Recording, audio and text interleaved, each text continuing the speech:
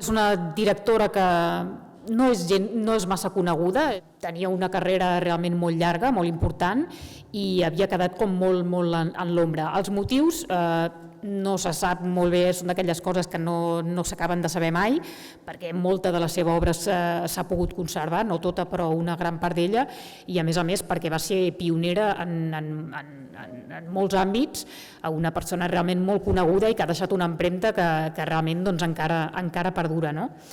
Segurament aquí doncs, us poso algunes fotografies d'ella, tenim des de més petita i tot, perquè crec que és important també que ens anem familiaritzant una mica també amb ella, amb com era físicament i tot això, perquè crec que l'aparença també és important. Aquesta és una mica la fitxa que hi ha a IMDb que més o menys trobaríem a tot arreu. Inclús, tampoc no em vull centrar molt en les dades més tècniques i tot això, però diguem-ne que va néixer...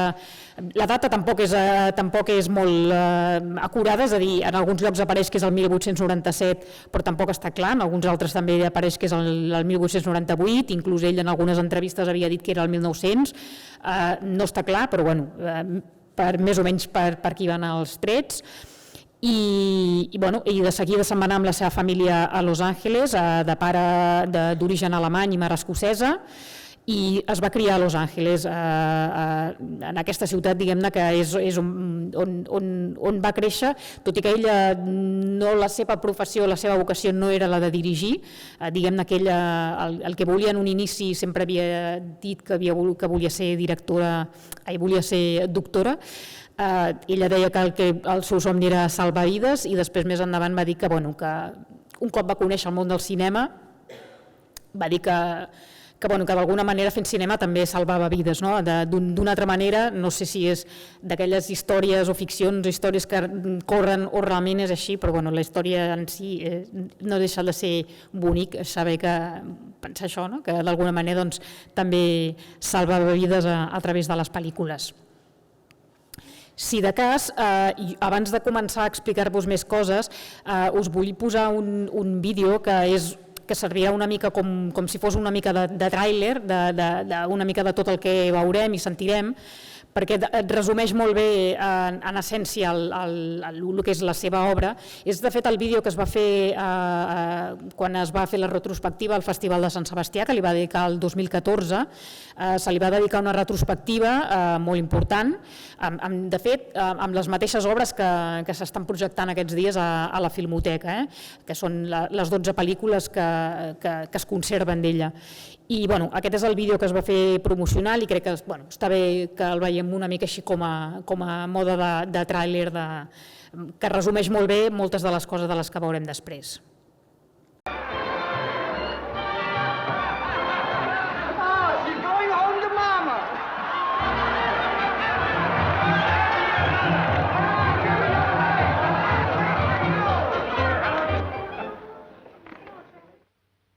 Go ahead and stare. I'm not ashamed. Go on, laugh, get your money's worth. Nobody's going to hurt you.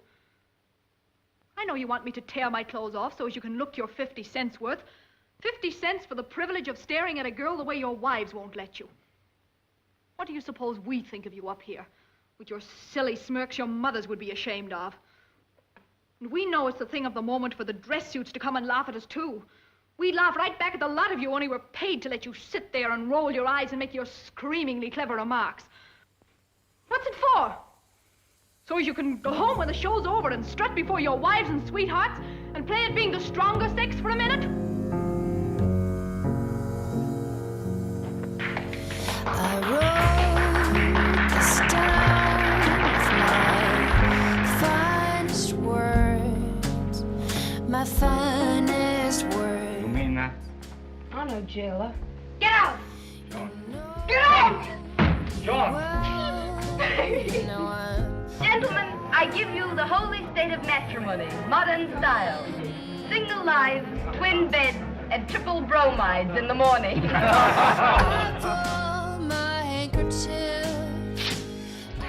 funny how light I feel. As if I'd been carrying a heavy load for miles and miles, and suddenly I could put it down and walk on without it. If I can't say so myself, I'd say this pocket's had too much. No common woman has ever dared. Poor soldier. His head is still hot. Pull it off, my friend.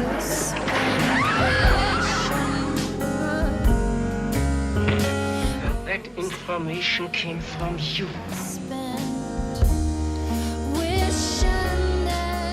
Proud to say it did. Oh, you foolish, stupid girl. Now it's my turn. I'm Exhibit B, I suppose. I've never had a love affair or been married, in any sense of the word. Yet I've never thought of myself as a prig either. I've always wanted to fly. Moreover, as my flights were usually alone, that may be the reason I've never met the man I might be in love with.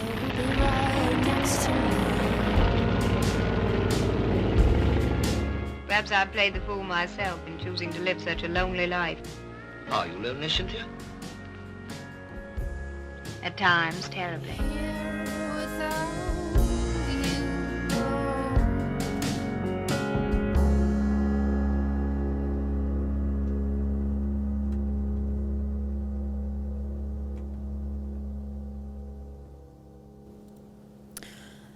Val, doncs vist un petit resum del que seria una mica la seva vida i obra, sí que el que hauríem de dir és que segurament quan hem sentit a parlar de Dorothy Asner sempre sentim el mateix, no? Si va ser la directora més prolífica, que va ser l'única directora de l'edat d'or de cinema, la primera que va dirigir una pel·lícula sonora, la primera i l'única que va transitar del cinema mut al sonor. Diguem-ne que tot això és cert i és veritat i és molt important i això no ho hem d'oblidar perquè realment que fos pionera en molts d'aquests àmbits realment és una cosa que és molt important, però segurament quan pensem també en ella el que hem de pensar també és en altres coses que potser no s'han dit tant però que també és important. En quin sentit? Sobretot en el que és el paper de la dona. O sigui, ell el que va fer, i després veurem no només que va ser molt important això, sinó la dificultat també en el moment en què ho va fer, perquè estem pensant que tot això fa molts anys, vull dir, era molt difícil per a una dona ser directora, o sigui, que aconseguir totes aquestes fites era encara molt més difícil. Però sí que el que va fer és que sobretot les dones tenien diguem-ne que ella els donava més importància als rols de les dones que no pas als homes. I a més, no volia dir això que les dones tinguessin tots els valors positius i que no tinguessin defectes i tot això al revés, però les mostrava amb totes les seves complexitats, però alhora si algú havia de sortir més malparat era l'home, perquè normalment les dones les descrivia intel·ligents, decidides, i eren els homes els que normalment eren més els babaus, no? Per dir-ho d'alguna manera, sempre estaven els homes com més supeditats a les dones, no? O sigui que no tan sols va donar un rol important, sinó que moltes vegades era molt més important que fins i tot que el dels mateixos homes, no? I això és el que és una de les coses que es veu en totes les pel·lícules i que és de les coses amb les quals ens hem de quedar més. Referent a la seva obra, diguem-ne que ella va començar a treballar el 1919. Ella va començar, o sigui, segurament si es va guanyar també aquesta imatge i aquesta fortalesa, i va ser perquè va ser una dona que, diguem-ne que va fer com si féssim tots els papers del que era la indústria, és a dir, va començar des de mecanògrafa, és a dir, picant guions, per entendre'ns, i a partir d'aquí va anar com ascendint, no? I a partir d'aquí va anar fent diferents papers, no només de producció, també de guió, on es va guanyar sobretot molta fama va ser muntant les pel·lícules i de fet va ser la feina de muntadora la que d'alguna manera li va obrir les portes a la direcció. I, de fet, l'estudi que primer es va interessar per ella va ser Paramount. En un inici era un estudi que es deia Famous Players Lasky, que després va ser el que després vindria a ser el Paramount, però va ser l'estudi que d'alguna manera va apostar per ella. Ella va treballar doncs, del 1919 fins al 1943, que va haver de deixar-ho perquè es va posar greument malalta i realment, de fet, no va poder ni acabar el rodatge de la seva última pel·lícula. Es parla sempre que el cost de l'obra de Dorothy és d'unes 16 pel·lícules. En realitat no és ben bé així perquè de fet són més, es calcula que de fet són unes 20 pel·lícules, però d'aquestes acreditades com a tals, de Directed by Dorothy Asner, en serien 16, però de fet en són més, però bueno, és aquelles coses que segurament que passaven a l'època que no quedaven acreditades. Perquè ens fem una idea, en l'època en què ella dirigia hi havia tots aquests monstres també dirigint. Això també ens dona la importància en quin moment estava. Era un moment en què realment hi havia directors realment molt importants i el fet de poder treballar colze a colze i amb tota aquesta gent i fer-se el nom, realment era molt important perquè era un moment, com dèiem, de l'edat d'or, o sigui, realment és un dels períodes més fructífers i més bons dels que ha donat la història del cinema, sobretot parlant del que és el sistema d'estudis i de Hollywood en concret. Crec que és bo també parlar del que és la imatge pública, perquè la imatge que ella donava, la imatge que ella representava, com era físicament, també diu molt de com després també serien les pel·lícules. I crec que això és important veure-ho, perquè d'alguna manera no és només les seves senyes d'identitat, sinó que tenia un estil molt peculiar. Diguem-ne que ella, com veieu en les fotografies, tenia aquest look, com si diguéssim, molt masculí. Vestia normalment amb això, amb americanes, corbates, cabells curts, engominats. Aquest estil realment es va fer molt conegut perquè alguns també van comentar si el fet aquest de que adoptés aquest look més masculí era també una manera de posar les coses més fàcils tenint en compte que s'havia de fer un lloc en un món d'homes. Però diguem-ne que d'alguna manera va ser una mica la seva manera de ser, el seu caràcter i tot. Aquí també us poso una fotografia amb la dona que veieu en aquesta fotografia més petita d'aquí a la dreta. És una fotografia de la Marion Morgan. Tot i que en aquella època realment tampoc era molt habitual que es fes públic la condició de la gent, perquè realment si una persona era homosexual normalment es portava molt d'amagat, però d'ella també era una cosa que fins i tot es va fer públic i no era habitual tampoc que se sabés. La seva carrera amb ella és important, o sigui, no ho poso com una dada frívola i tot, sinó en el sentit que la seva carrera va ser molt important precisament també per la Marion Morgan. Ella era ballarina i coreògrafa i això també es reflecteix molt en la seva obra per la importància que hi ha en la dansa, per la importància que hi ha en el vestuari, per la importància que hi ha en la posada en escena. Jo crec que d'alguna manera la Dorothy va absorbir molt bé tots els coneixements que li va poder transmetre la Marion i tot això jo crec que també ho va reflectir en les seves pel·lícules, que ja veurem això, que per elles tenen important, la dansa té un paper important, les coreografies tenen un paper important, el vestuari té un paper essencial i tot això segurament em va treure profit en part per això. També crec que és important que parlem una mica del context personal, en el sentit de posar una mica també en context d'on venia. Diem que ella era d'una família de classe mitjana, ella diguem-ne que era d'una bona família, va tenir una bona educació, i segurament en aquest cas la guerra és probable que li pogués donar una oportunitat a l'hora d'entrar en la indústria. En aquell període potser sí que li va posar les coses segurament més fàcils a l'hora de poder treballar. Ara entrarem en el context històric. Hem de tenir en compte també que a l'hora de valorar la seva obra és important també Tot això us ho explico per tenir un cert context, perquè és important a l'hora de valorar l'obra com va ser concebuda i com la veiem ara, perquè evidentment estem pensant que la primera pel·lícula que va fer té 94 anys, vull dir que això ho hem de tenir molt clar, que és important en el context en què es va fer. Tot això per explicar que bàsicament era molt més difícil aconseguir coses que si ara ja ens resulten de vegades difícils, imagina't fa gairebé un segle, no? De totes maneres, sí que és veritat que s'ha de dir que, tot i que aquesta importància dels rols femenins i tot això hi és present, també hem de tenir en compte que realment també moltes de les seves pel·lícules reflecteixen moltes convencions del que és el Hollywood més estereotipat.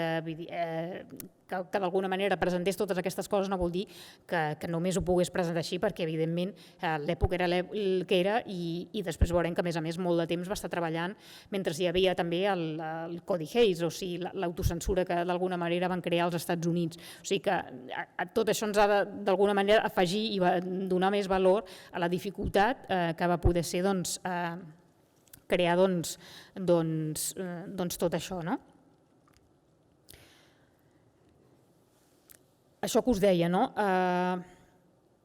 Comptant que més o menys l'època daurada va ser dels anys 20 als 60, per situar-nos una mica, estàvem en el context de la Gran Depressió, o sigui, la gent el que volia en aquell moment sobretot era un cinema que d'alguna manera li servís com de via d'escapament.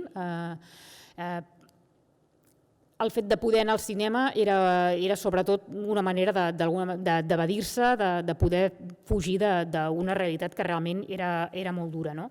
I aquest període on justament ella va estar treballant és molt important per diverses coses, sobretot perquè es va crear el famós sistema d'estudis que d'alguna manera es van produir molts avanços, és quan es van establir, com si diguéssim, tots els gèneres, neix també l'Star System i sobretot el gran sistema d'estudis que d'alguna manera produïen les pel·lícules una mica en el sentit com a gran indústria i més en el sentit de producte. O sigui, no estem parlant d'un cinema d'autor amb un segell molt personal, tot i que ja veurem que sí que ella tenia certes coses que eren molt personals, però sobretot qui manava era l'estudi, i per tant l'estudi era el que marcava unes directrius a l'hora de fer les pel·lícules.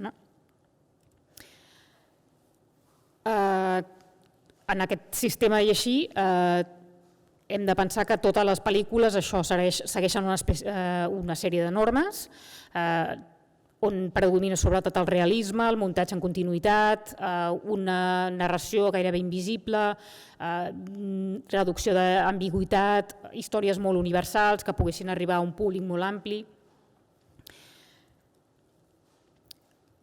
Per posar un altre cop en valor la importància de l'obra de la Dorothy, volia també fer un petit apunt amb aquest estudi que es va fer justament l'any passat, en què justament es va fer durant el període del 1910 al 2010, estudiant-se 26.000 pel·lícules i pel·lícules de tots els gèneres, es va constatar que justament la representació femenina havia aconseguit un mínim històric justament entre el 1920 i el 1950, que és justament pràcticament els anys en què va estar treballant la Dorothy Asner. O sigui que encara ens posa més això en relleu la dificultat i el mèrit que va tenir poder crear una carrera sòlida en un moment en què realment pràcticament era no impossible però molt difícil.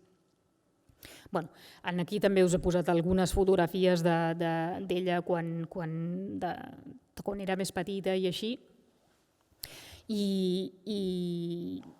De vegades es pregunta si el fet aquest de ser dona directora, si se li van permetre més llicències o no. Jo crec que ella es va guanyar sobretot molt de respecte, ja fos per la imatge o segurament per tot això que us deia abans, pel fet d'anar escalant en les diferents posicions, jo crec que es va guanyar una fama de ser una dona important, que sabia el que es feia i que va seguir totes les diferents professions per arribar a fer-se un lloc. i d'alguna manera doncs, això li va obrir les portes i li van donar llibertat per poder fer bastant el que va voler.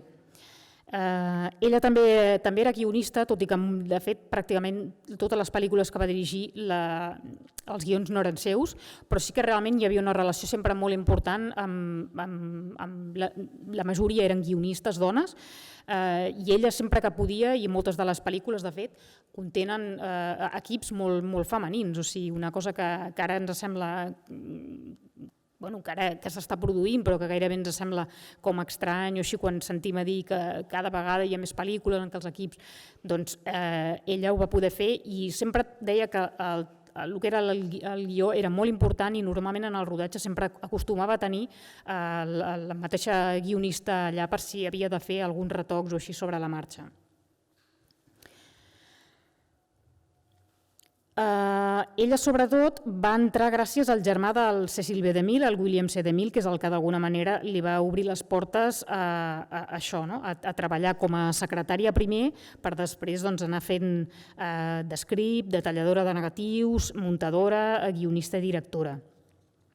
Fins que l'any 1927 ja li va encarregar el que va ser la seva primera pel·lícula, que és La reina de la moda, que va ser un èxit comercial i de crítica realment molt important, i aquí també queda reflectida també la importància de la influència de la Marion Morgan, perquè hi ha moltes desfilades de moda i totes elles van ser coreografiades per la Marion Morgan.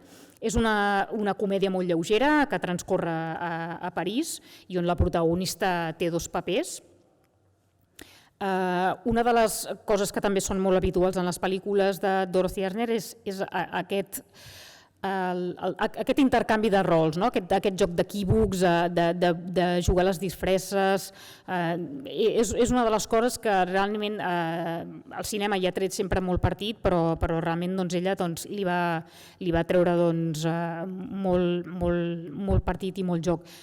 La pel·lícula realment va superar totes les expectatives possibles i això va donar-li confiança a l'estudi perquè seguís apostant amb ella. I a partir d'aquí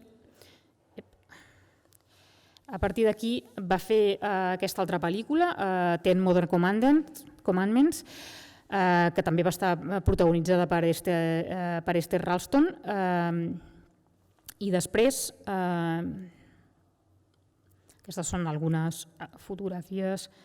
I després ja va fer Guillorman, que de fet és una de les pel·lícules que sí que es conserven i que de fet es pot veure en aquest cicle que està fent la Filmoteca i que si teniu ocasió us la recomano moltíssim, tot i que és una pel·lícula que no es conserva en la seva totalitat i realment li falta un fragment, però realment és una comèdia deliciosa d'una jove americana a París que diguem-ne que es troba una vegada i una altra amb el mateix noi fins que al final de tant coneixes i tot s'acaben enamorant, però el problema és que ell ja està promès. El fet aquest d'enamorar-se d'algú que ja està promès, això també és una altra constant que trobarem en moltes de les pel·lícules de Dorothy Asner. El fet aquest d'enamorar-se d'algú que ja està promès o d'enamorar-se de la persona equivocada o que s'enamora justament o que de la persona que té més a prop és de la que no s'enamora però després se n'adona que és la persona que realment sí que d'alguna manera és la que li correspon més o així, també és una altra de les coses habituals, tot aquest tema de joc d'equívocs i tot això era molt habitual tot aquest joc. Diguem que les primeres pel·lícules de la Dorothy potser eren més comèdies i tenien aquest to potser més lleuger i després segurament va deixar més la comèdia per passar més al melodrama i amb històries realment algunes força tristes i algunes força tràgiques també, però això ja ho veurem. Aquí tenim Clara Bow, que va ser una de les actrius amb les que més va treballar i realment va ser una parella que va donar molt bons resultats. I aquí és la parella protagonista de la pel·lícula. Després rodaria aquesta altra, la de Manhattan Cocktail, que de fet Això va ser el 1928.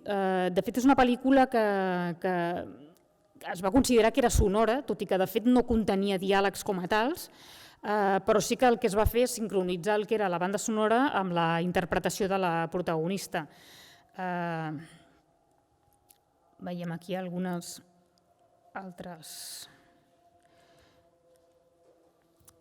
Sí que és veritat que la pel·lícula que segurament li va donar més prestigi en aquesta època va ser La loca orgia, de Wild Party. Això ja va ser el 1929, un altre cop també protagonitzada per la mateixa Clara Bow, que encarnava una universitària que només pensava divertir-se. Això pot semblar ara un argument molt habitual o molt normal, però clar, en aquella època també era bastant trencador el fet aquest, d'explicar una cosa així, doncs tampoc era tampoc molt habitual. Aquesta pel·lícula també és important en un altre aspecte que té referència més amb la tècnica, i és que fins llavors normalment el micro es col·locava molt a prop de la càmera, però d'alguna manera els actors el que havien de fer era apropar-se dissimuladament perquè es pogués captar el so. Dorothy Arness el que va tenir és la brillant idea, perquè de fet va ser tan important que el que va fer va ser col·locar un micro en una canya de pescar, i això que sembla tan rudimentari i tan d'això, després s'ha acabat convertint en el famós micro de girafa que es fa servir encara ara en les pel·lícules, i de fet va ser a través d'aquesta pel·lícula que ho va fer possible, i és un invent que també és molt important i que no podem desmereixer perquè encara ara es fa servir. És important també perquè en aquest sentit explora també relacions afectives entre dones, en aquest cas en un internat, i comença a introduir també inclús el tema del lesbianisme a lo que és la pel·lícula.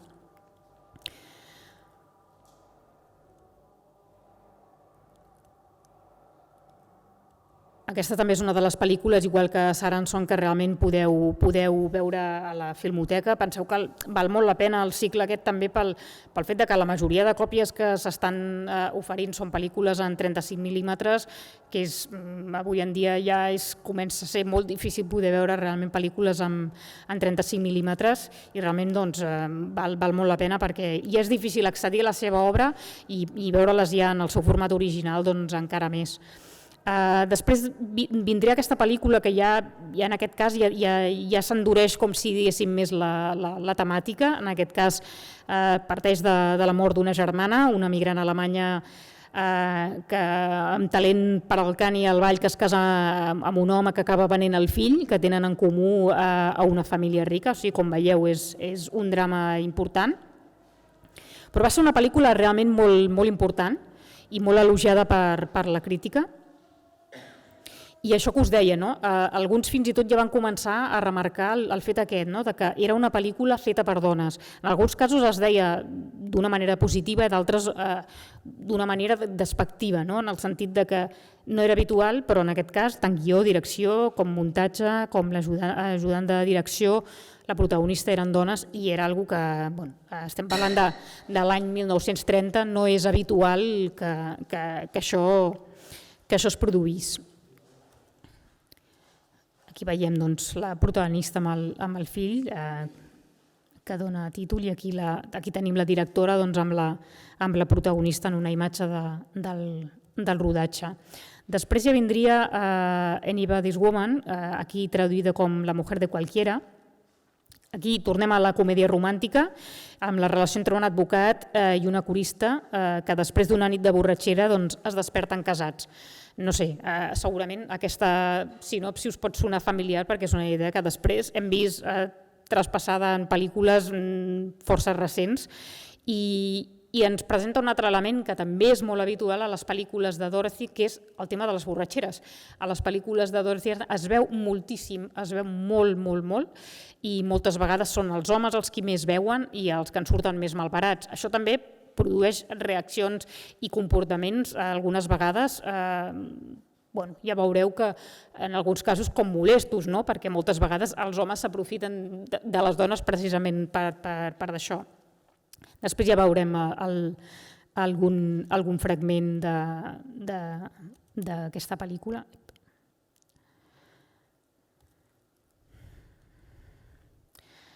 Després tenim Working Girls, que també és una de les pel·lícules que es conserva i que per tant podeu també trobar, que podeu veure aquí en el cicle que es fa a la Filmoteca, i és una pel·lícula molt agosarada i molt innovadora. El que passa que va ser un desastre econòmic, tant que fins i tot ja és que no es va arribar ni a estrenar, tot i que es considera una de les obres precisament més interessants. Segurament el fet que no tingués estrelles, quan la majoria de les pel·lícules de Dorothy tenien estrelles conegudes, o si no, actrius que d'alguna manera ja apuntaven a que podien ser realment importants. Però bueno, és una de les obres més interessants pel fet aquest, perquè darrere també aquest compromís de la directora per tractar el paper de les dones treballadores i la intersecció de gènere, i també el tema de les classes socials. Una altra de les altres constants que trobem en la filmografia de Dorothy és precisament aquest retrat de les classes socials i el fet de posar en qüestió moltes vegades com una mateixa persona, doncs d'alguna manera ho té difícil, com si diguéssim, per escalar posicions a nivell social. I això moltes vegades les dones, l'única manera d'escalar socialment o de poder aconseguir una posició de certa rellevància precisament moltes vegades és casant-se. I això queda reflectit moltes vegades en moltes de les pel·lícules. I aquí explora precisament les relacions afectives entre les noies d'un internat, fent aparèixer de manera pionera qüestions d'orientació sexual no normatives en el Hollywood d'això, de finals dels anys 20. Aquestes són les dues protagonistes. I és important això, aquest tema de les dones, de la col·lectivitat, d'aquesta sororitat que es produeix entre elles, amb dues germanes que d'alguna manera el que volen és precisament això, conèixer un home de diners per poder-s'hi casar i així poder accedir a coses que si no, no podrien.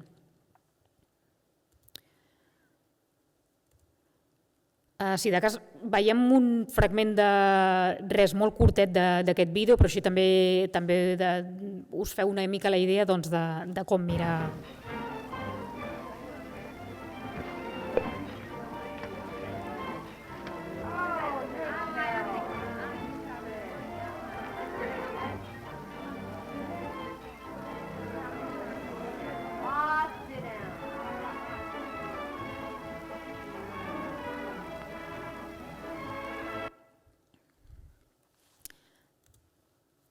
Després d'aquesta pel·lícula vindria L'honor entre amants, que explica la història d'una noia que treballa com a secretària per un agent de borsa molt poderós, l'home intenta seduir-la i ella, per treure'l de sobre, es casa amb un jove de futur i incert. Diguem que el matrimoni torna a ser el detonant de situacions que realment no havia previst la protagonista. I tot això torna a jugar molt amb el tema de les diferències entre homes i dones, les diferències de classe, i és, com dèiem, coses molt habituals en les pel·lícules de Dorothy Arner.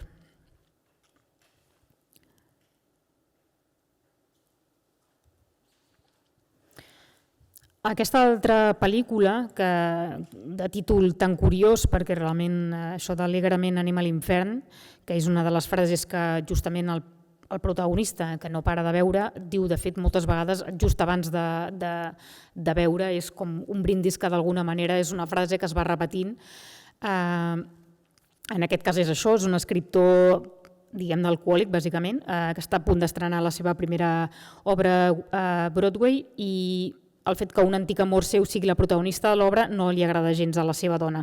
El fet aquest, homes casats que s'enamoren de dones, de vegades no necessàriament, però normalment més joves, però el fet d'homes casats que s'enamoren d'altres dones és una altra de les constants en les pel·lícules de la Dorothy Arner que veurem sovint, aquest.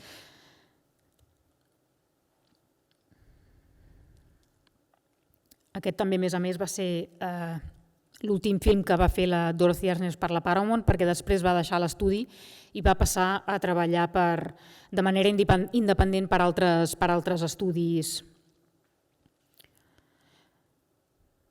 Va ser una pel·lícula que no va ser molt ben rebuda per la crítica,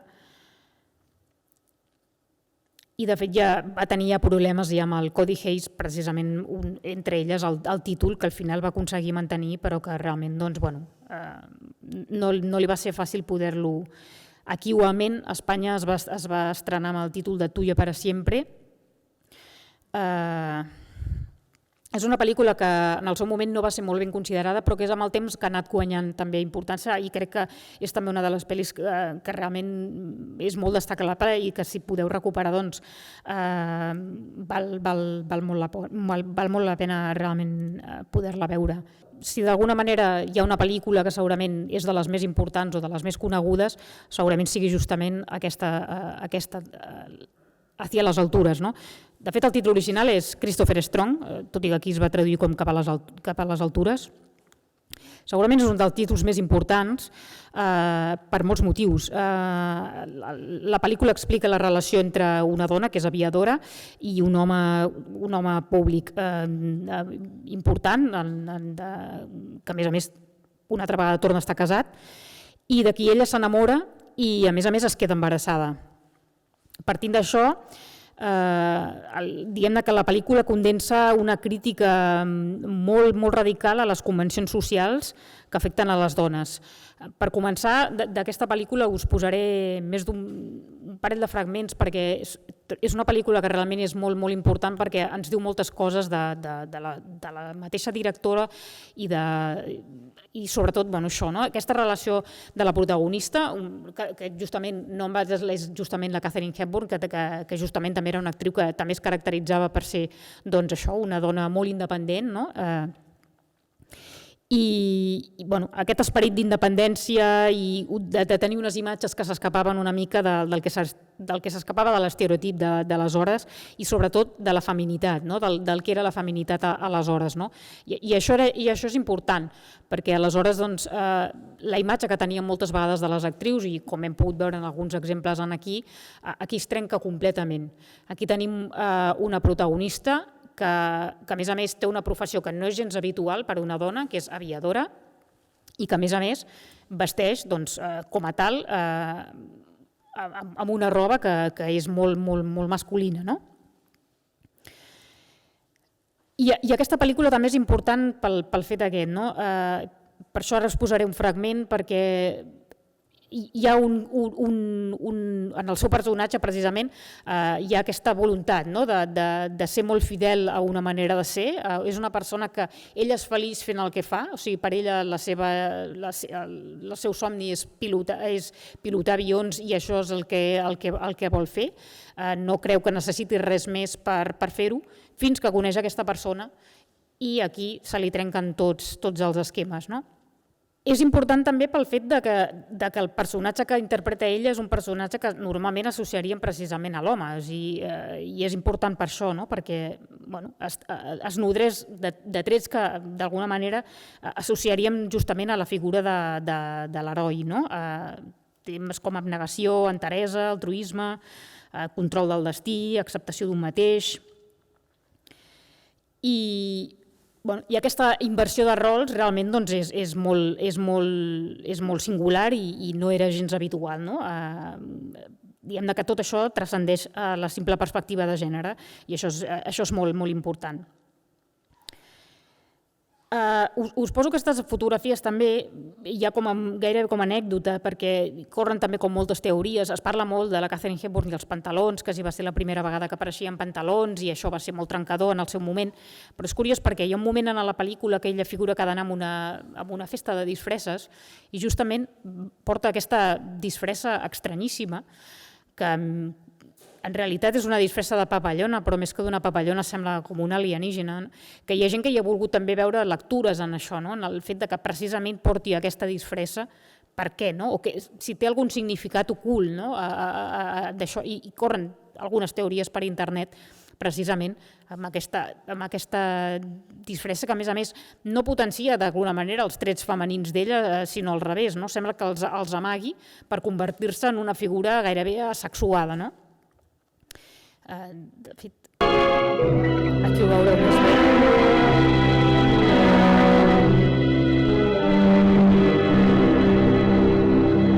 Això és un fragment del tràiler de l'època. Lucky for me, you're not the sort of girl that likes to make a man play the fool.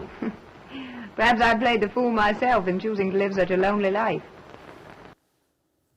Però bé, és que realment és molt curiós i, bueno, si teniu temps, hi ha històries sobre precisament el significat que podria tenir, lectures, interpretacions realment molt curioses d'això.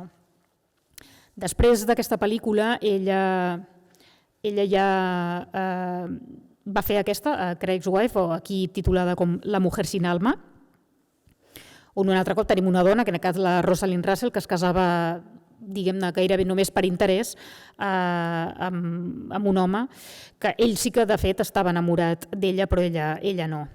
Diguem-ne que la protagonista reprimia tots els sentiments com a única forma de garantir la seva independència personal.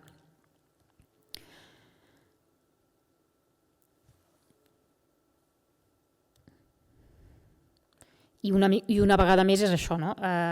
Aquestes protagonistes que d'alguna manera l'única manera que tenen d'aconseguir certa independència, doncs moltes vegades, tot i que fa de mal dir, però era a través precisament del matrimoni.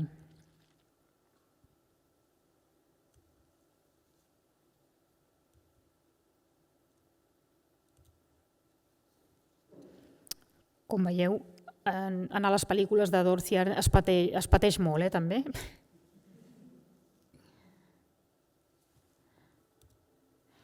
Després vindria aquesta altra, La núvia anava de vermell, on dos homes justament de classe alta discuteixen si l'aparença pot determinar la posició social o no, i per demostrar aquesta teoria paga a una dona que treballa en una cantina perquè es faci passar per una membre de l'aristocràcia en un hotel de luxe. Un altre cop, embolics i sobretot molt present el tema aquest justament de les classes socials, no? I com sembla que d'alguna manera la gent només es pugui relacionar o sigui molt impossible que es mesclin gent de classes socials diferents, no? Com si la gent només es pogués tenir, o inclús hi ha moments en què pràcticament hi ha com missatges com molt despectius respecte a les altres classes socials, com si els veiéssim com gairebé bitxos raros, no? entre ells. Aquesta pel·lícula la fèiem ja amb l'estudi de la Metro i la veritat és que no va tenir gens bona relació. Ja començava a perdre una mica el control de les produccions i no li deixaven prendre decisions tan importants de cara al seu contingut i de fet va trigar 3 anys en tornar a dirigir. Però tot i que va trigar bastant, s'ha de dir que ho va fer amb una altra de les pel·lícules que segurament, si no és la més important, està entre les més importants, que justament aquestes actituds que dèiem abans, no? de gent borratxa que s'aprofita, això també és molt habitual. Aquests missatges que semblen que no, però que segurament també van calant. Parlem de Balla, noia, balla, que segurament és una de les pel·lícules més importants i més personals, segurament, de les que va dirigir Dorothy Arthner. En aquest cas, estem parlant de la història de dues ballarines molt diferents, tant de caràcters, de maneres de ser, d'encarar la vida i sobretot de quin és el seu objectiu personal. Per una banda tenim la Lucille Ball, és una persona que sap que s'ha d'aprofitar d'alguna manera del seu físic per treure'n partit i si així pot aconseguir els seus objectius o aconseguir un home ric o així, doncs no té cap mena de problema en fer-ho. Per altra banda tenim la Maureen O'Hara, que justament és una dona, diguem-ne, amb unes altres conviccions en la vida. El seu somni no és ballar en un cabaret com ha de fer, sinó ell el que voldria és ser una ballarina de ballet clàssic i sap que d'alguna manera, doncs, potser per aconseguir-ho, doncs, haurà de fer moltes altres coses, entre elles, doncs, això, treballar en un cabaret o això, doncs, però el seu objectiu, diguem-ne que és acabar fent el que vol, que és ballar, i no entra en els seus plans, doncs, el fet d'aconseguir un home per aconseguir els seus objectius.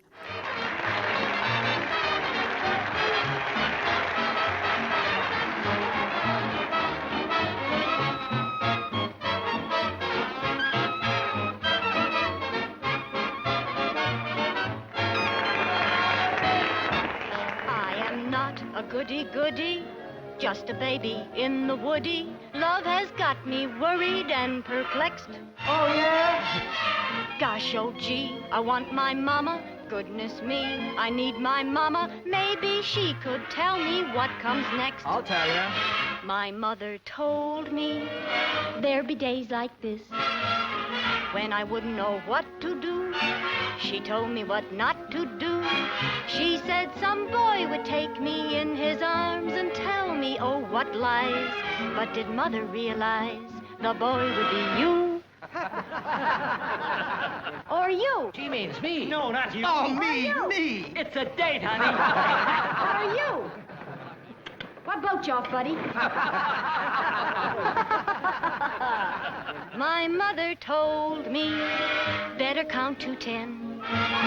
Then if that doesn't do the trick, start counting again. I counted up to 10 1,000 times, but I kissed him anyhow. Oh, mother, tell me, what do I do now?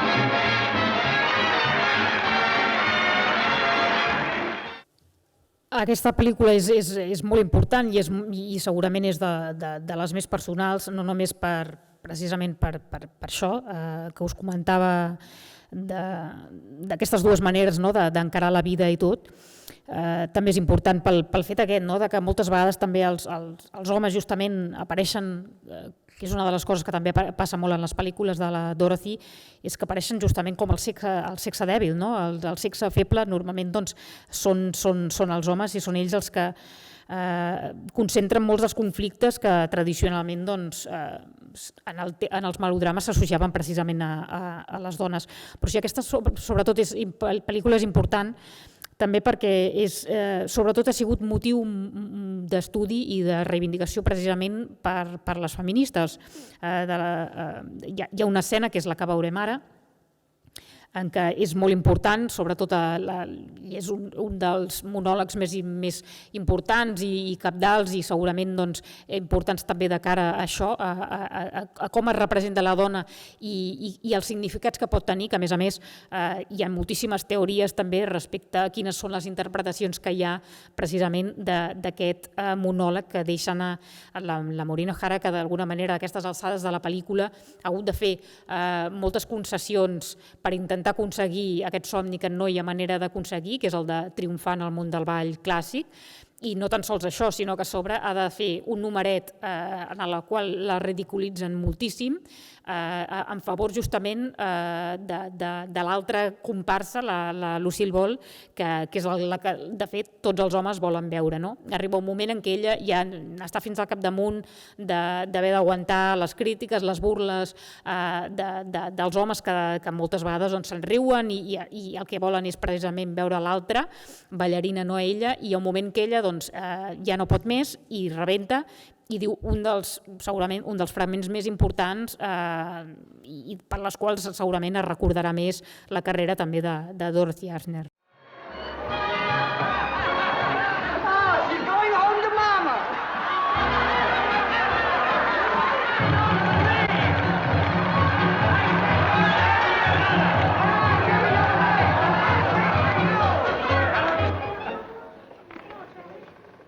What are you going to do now, cry?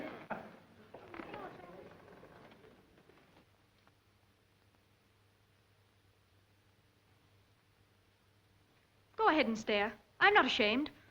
Go on, laugh. Get your money's worth. Nobody's going to hurt you.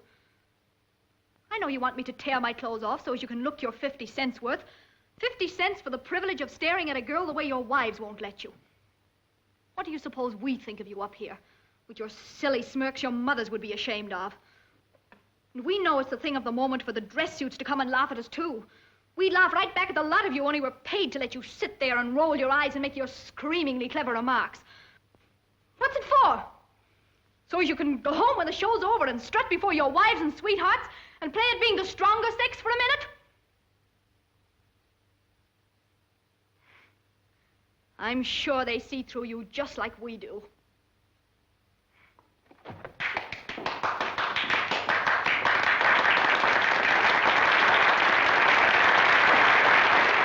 Bueno, diguem-ne que d'alguna manera el que també ens demostra aquesta pel·lícula és que, tot i ser l'època daurada, el sistema d'estudis es podia d'alguna manera articular una obra complexa amb implicacions emocionals, morals, intel·lectuals, sense per això haver de renunciar a l'entreteniment, perquè estem parlant de Hollywood i, per tant, sobretot, les pel·lícules eren, sobretot, principalment entreteniment, però això no volia dir que hi haguessin molts més missatges al darrere.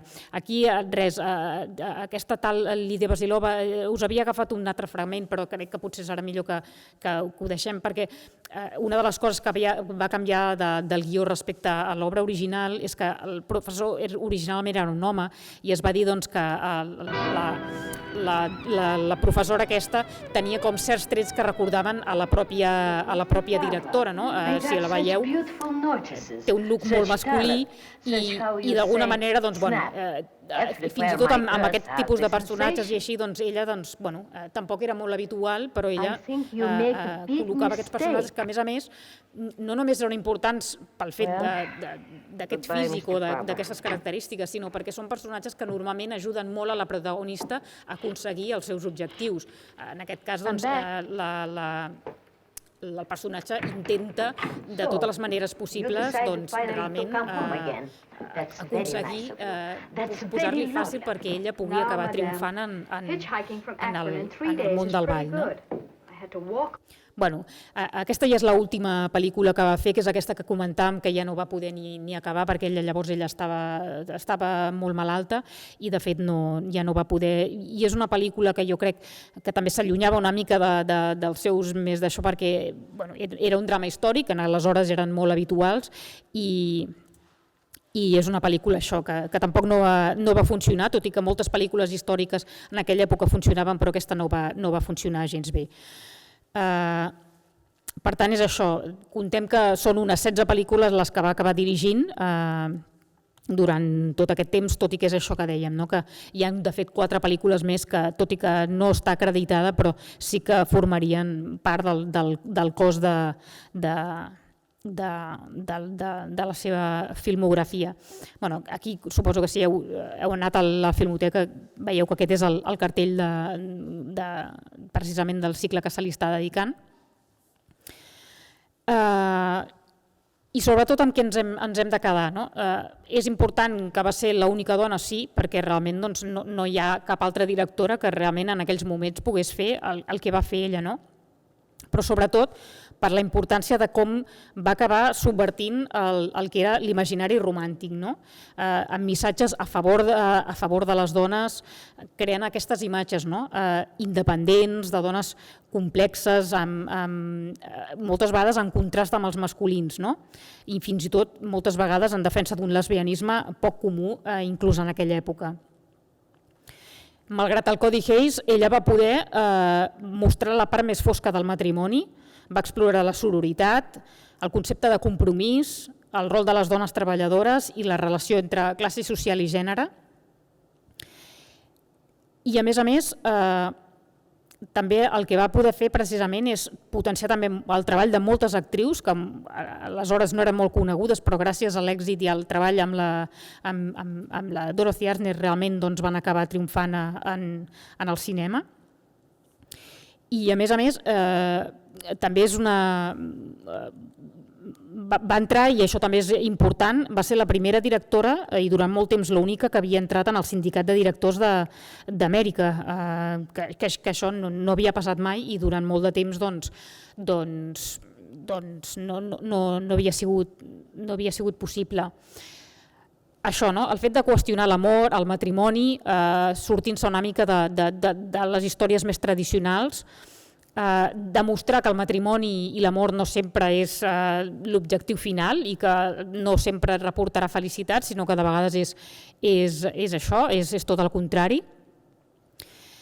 I això que dèiem, no donar-les només de valors positius, sinó que les mostren amb complexitats, amb contradiccions i això, demostrant que també poden viure sense els homes i poden ser perfectament felices.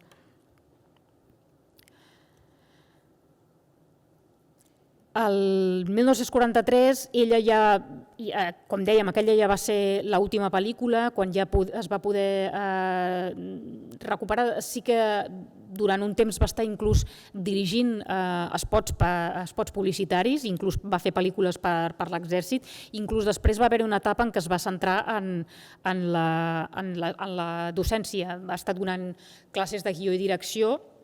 I de fet un dels alumnes més coneguts que va tenir i que moltes vegades n'ha parlat, jo de fet tenia un vídeo que si ens dona temps després el podem posar, precisament del Francis Ford Coppola, que va ser un dels alumnes que va tenir Dorothy Arzner i que moltes vegades n'ha parlat perquè recorda perfectament les classes amb ella. Sobretot, com dèiem, el tema per les quals hem de reivindicar i hem de quedar-nos amb la importància aquesta, el fet de presentar això, dones fortes que es fugen dels estereotips, dels rols estereotipats de l'època.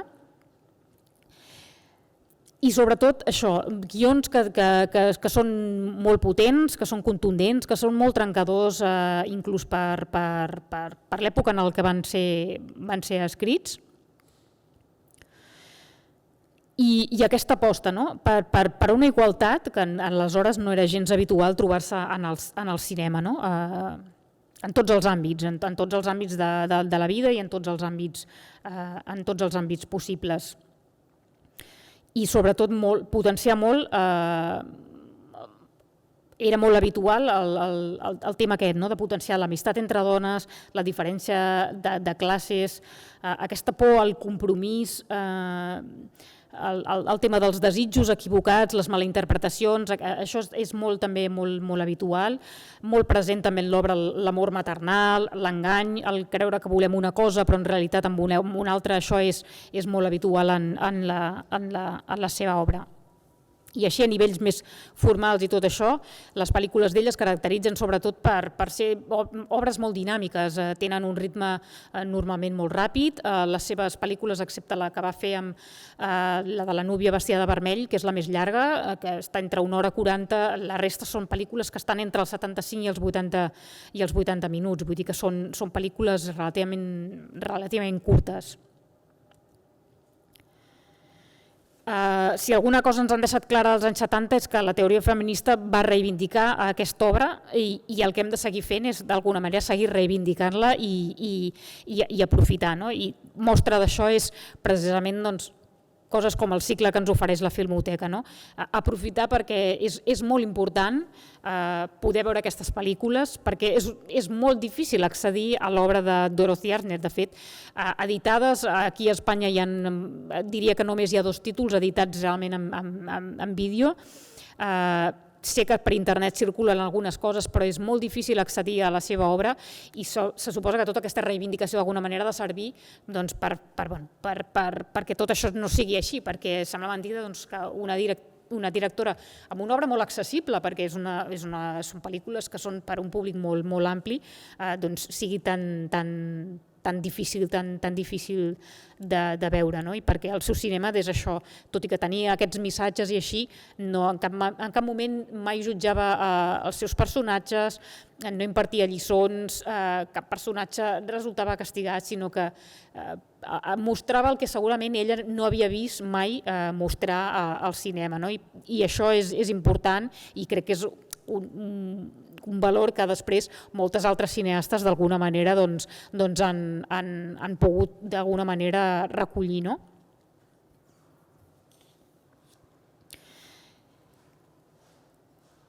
I si de cas comentar-vos això, que per acabar una mica el fet aquest de que el seu cinema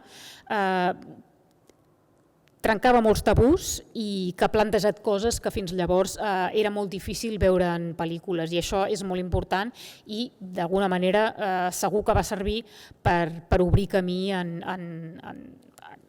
moltes altres directores, inclús moltes que després han dit que han tingut aquesta influència per part de Dorothy Arness i inclús l'han reivindicat. Doncs això seria una mica tot. Aquest és un cartell de la retrospectiva precisament que se li va fer, que si realment esteu molt interessades en la seva obra us el recomano moltíssim perquè és un catàleg que està molt ben editat i realment és molt complet.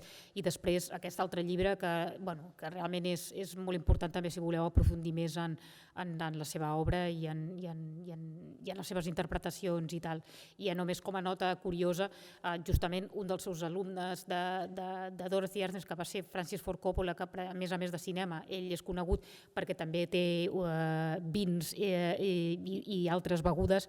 Justament buscant informació em vaig topar, que no ho sabia, en què existeix el Dorothy Arness Rye Whisky, que és un whisky realment que està molt ben valorat, i fins i tot existeix el còctel Arness Sour. O sigui que vaig mirar a veure si a Barcelona el venien o alguna cosa, però realment aquí no es pot trobar, però que sapigueu que si voleu brindar per Dorothy Arness ja fins i tot té el seu whisky propi.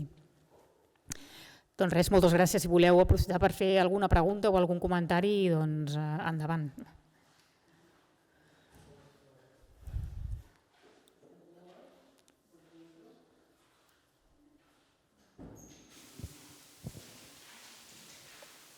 Alguna pregunta? Si us ha quedat algun dubte o teniu alguna curiositat o alguna cosa, com vulgueu.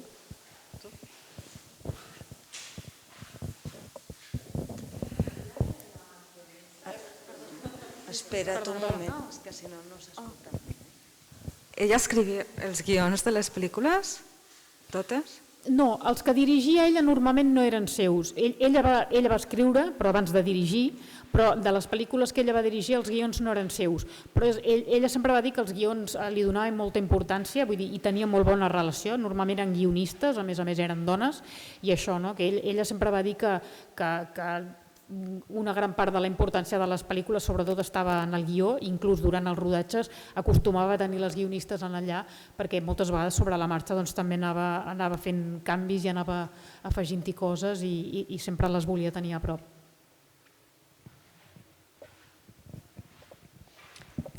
Moltes gràcies per tota aquesta explicació que ens has fet conèixer aquesta figura de primer ordre que segurament per moltes ens era desconeguda. Referent a la pregunta que ha fet aquí respecte als guions, la meva pregunta és, quan va començar la Paramount, aquests guions, ella tenia algun poder de decisió en escollir o perquè el primer encàrrec ja li va haver venir donat en el sentit que era aquesta pel·lícula sobre una ballarina o coreografia i de moda, no?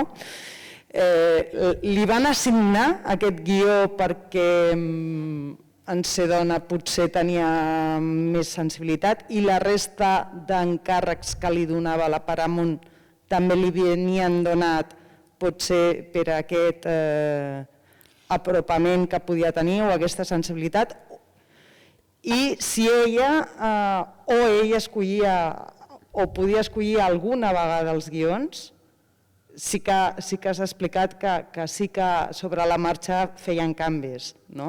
I quan va acabar la Paramount, aquests projectes que va fer més com a freelance, perquè suposo que llavors estudis diversos li encarregaven, si ella també tenia algun tipus de poder de decisió o no en escollir aquests guions o no? Sí, de fet ella en un inici tenia justament molt poder de decisió. Paramount, quan li va confiar justament amb ella les pel·lícules, tenia molta carta blanca a l'hora de triar inclús els equips i triar moltes de les històries. Això és el que d'alguna manera a poc va anar perdent amb els anys. Quan després de deixar la Paramount ella diguem-ne que va treballar de manera independent, però sempre amb un gran estudi darrere, ja fos la Metro o fos RKOR, o sigui, sempre treballava per grans estudis. Però sí que és veritat que va dir que amb els anys cada vegada va començar a perdre més el control i allò que abans podia decidir quines històries fer, quin equip tenir, amb els anys, a poc això ja no ho tenia. I de fet, moltes vegades ell explicava que inclús va tenir problemes i certs enfrontaments amb gent perquè ella volia fer unes coses i no li deixaven, no? Inclús amb moltes històries que volia explicar i que ja no començaven a no concedir-li determinades coses. I ella precisament, quan ja va veure que ja perdia el control, que no li deixaven fer d'alguna manera el que ella volia, va ser quan ella ja va perdre l'interès d'alguna manera en dirigir, perquè ja creia que llavors ella ja al perdre el control ja no les sentia com a pròpies.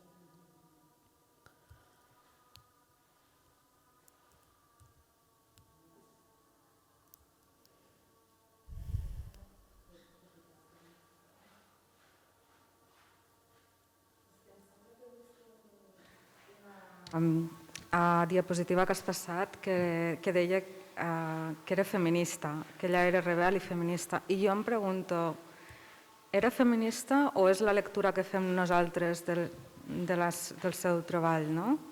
Ella no es va declarar mai ni abanderada del feminisme, però sí que és veritat que segurament va ser més feminista que ningú, perquè vull dir, totes les coses que va aconseguir amb les pel·lícules i veient només totes aquestes coses, realment, per no dir-ho públicament, realment era evident que era així. No en feia bandera, però és evident que ho era i es nota amb les seves obres perquè totes i cada una tenen coses que ho fan evident. I diries que eren els temes que tractava és el que ens fa interpretar el seu cine com feminista o com els tractava? Perquè molts dels temes que parlaves són característics dels gèneres, no? Per exemple, el tema de família o els problemes matrimonials, tot això és del gènere de melodrama.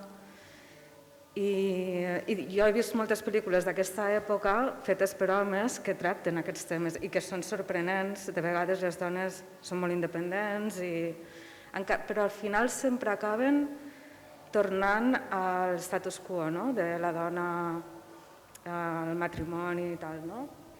Però no he vist cap de les seves pel·lícules, parles de la ignorància. En algunes és així, perquè evidentment que tingués fes tots aquests avanços o fos feminista o així, no vol dir que tingués absolutament carta blanca com per fer absolutament el que volgués, perquè no hagués sigut possible segurament, però jo crec que tots aquests, de vegades encara que fossin més petits, jo crec que tot això va anar calant.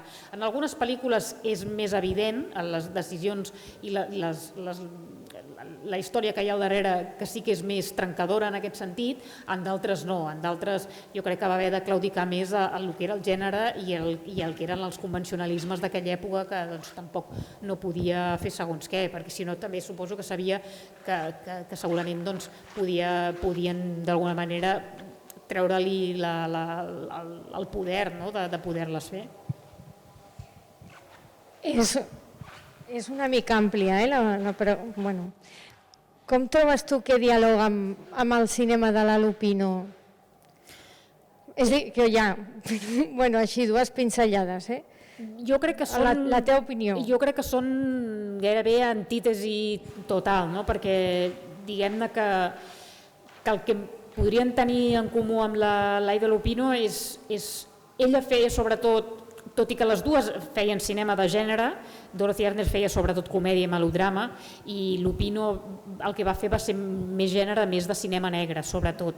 I segurament era un cinema que, tot i que també treballava certs convencionalismes del que eren el gènere, diguem-ne que jo crec que es nota potser més un segell, potser més personal, no? Jo crec. Ella jo crec que seguia molt el cinema del gran estudi, i en canvi Lupino segurament, jo crec que les seves pel·lícules ja va poder tenir més llibertat, segurament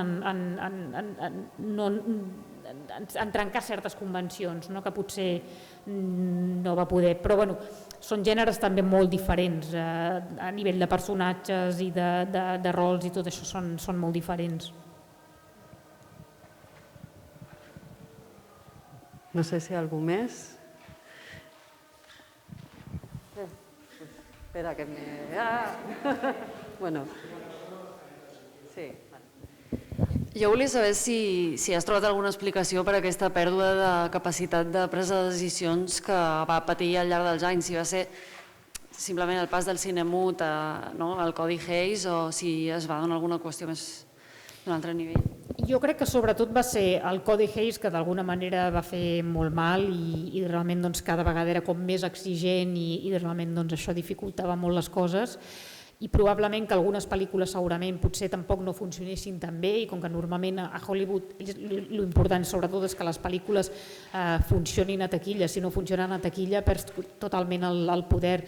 Mentre les pel·lícules funcionaven i tot això, doncs en principi tenia aquest recolzament. En el moment en què comencen a les pel·lícules a no funcionar, jo crec que entre això i la suma del codi que també cada vegada era més estricte, jo crec que amb els anys va acabar això, trobant-se molts obstacles. No, si saps si quan et deies que havia mort el 79, si no m'equivoco, i també que se l'havia reivindicat des del moviment feminista cap als anys 70, fins a quin punt ella va viure això encara? Sí, perquè de fet alguns, inclús en aquells anys se li van fer diversos reconeixements, o sigui, no només de la mateixa crítica, sinó que li van donar inclús alguns premis, de fet hi ha inclús també un premi que és el Premi Dorothy Asner, vull dir que va ser tard però diguem-ne que va poder gaudir una mica d'aquesta reivindicació de la seva obra, o sigui, en part ho va poder viure, molt poc però ho va poder viure.